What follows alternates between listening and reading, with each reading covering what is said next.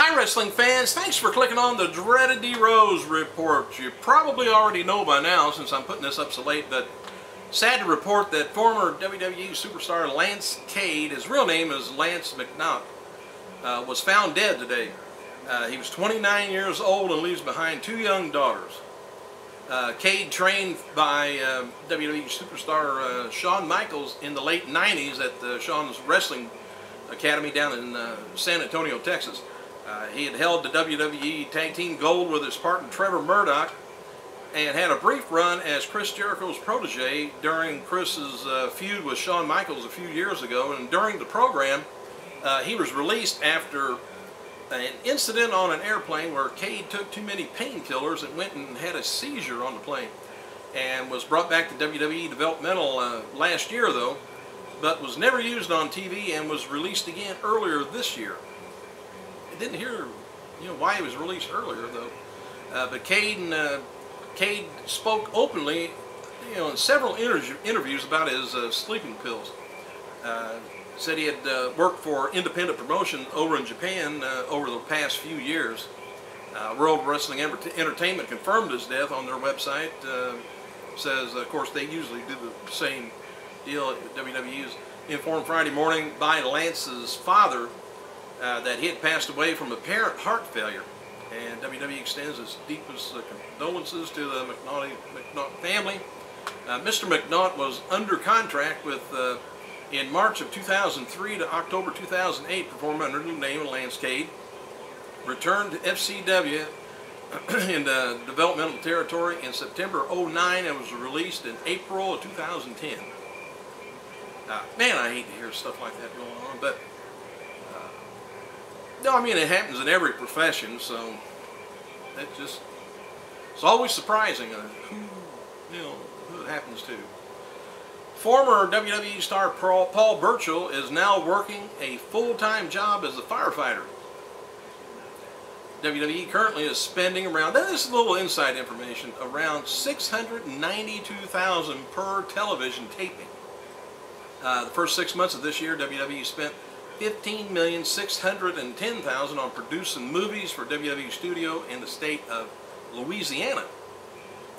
And WWE has severed ties with William McCoy, their local promoter for shows in the Northern California area since 1980, before the company's recent tour on the West Coast. Apparently it was a budget-cutting decision, with WWE feeling that they can promote shows from their headquarters in Stamford, Connecticut. You might find some more of that going on if they have a lot of areas that way. World Wrestling Entertainment. This is kind of odd too.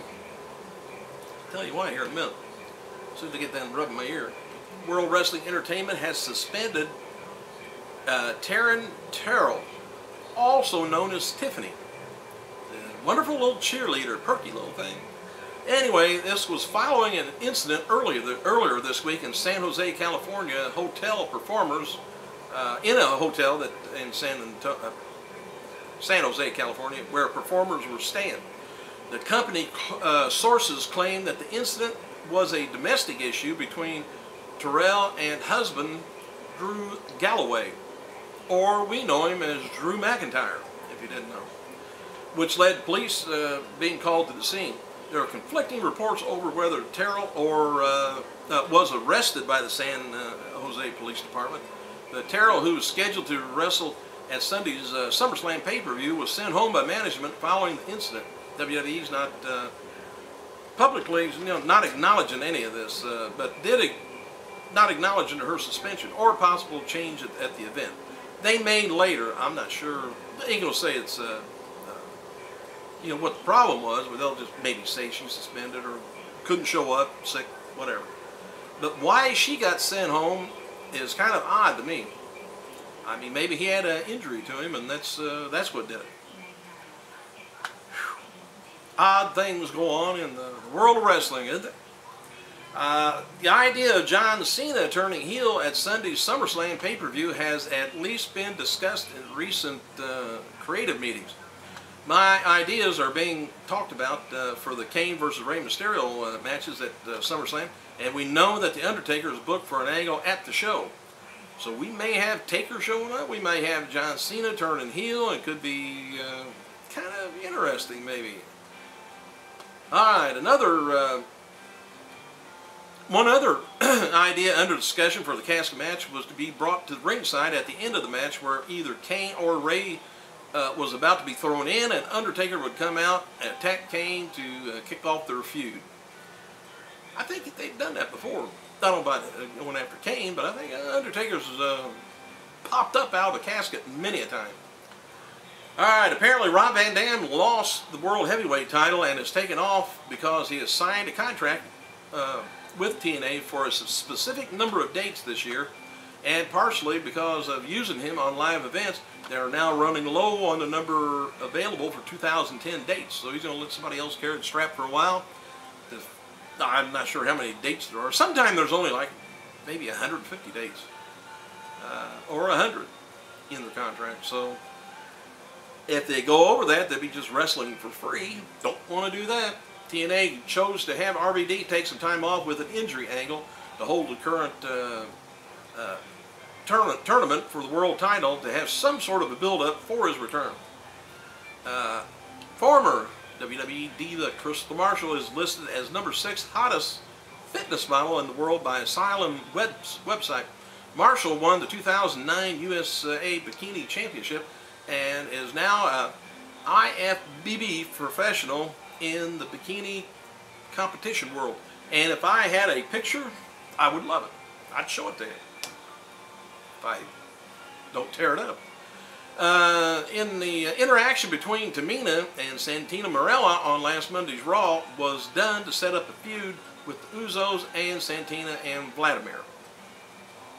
I don't know whether she's falling for him or just going to set him up to get his butt kicked. Gets his butt kicked most of the time anyway. So anyway, following this year's WrestleMania, WWE quietly raised live event ticket prices by $5. Of course, if you've been getting any if you go to the live events, you'll know that. So I don't know how quiet it is. Anyway, across the board, all the shows. The average ticket price for the second quarter this year was $39.50 compared to $34.47 the same time in 2009. Tampa Bay Online reports that WWE has signed Drew Levin to a developmental deal, and he's going to be reporting to FCW next month. Drew is they'll most likely change his name.